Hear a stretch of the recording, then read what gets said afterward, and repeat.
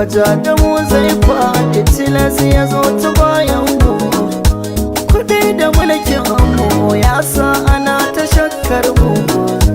Gidan mu da shari'a ko an ja mu akan bar mu.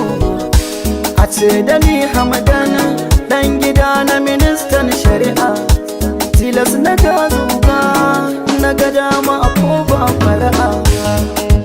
Ya'yan manya mu ne ya'yan manya, ya'yan manya. Ya gayya sai da manya kun karatu kwai rubutu. Girma shi nake so kan a zo sashin bukatu.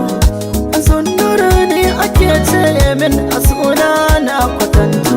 Dan gida na ministan lafiya mu ne fariya, ko a mota za mu yi jiniya ko akwai mai tambaya. Ku kyala komai a manta komai a zo ta fannin lafiya.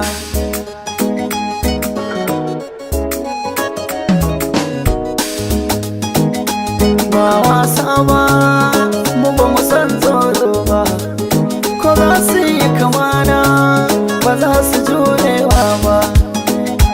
Mahir sunana kun ji ai ba wai ba, mu gidanmu shi ne tsaro tun da aiji ne ba kwana. In ba don ba ba za ku ganna nan ba. Duk kwayin da na so za na je tsaro ke bin bayana. Ya'yan manya mu ne ya'yan manya, ya'yan manya.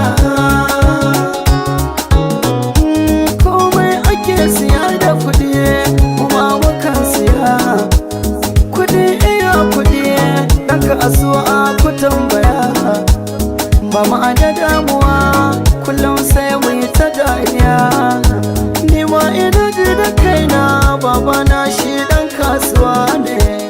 Yanzu da sunana cikin ƙasa an san da zaman mu. Harkar siye da siyarwa yanzu a buga kwashe.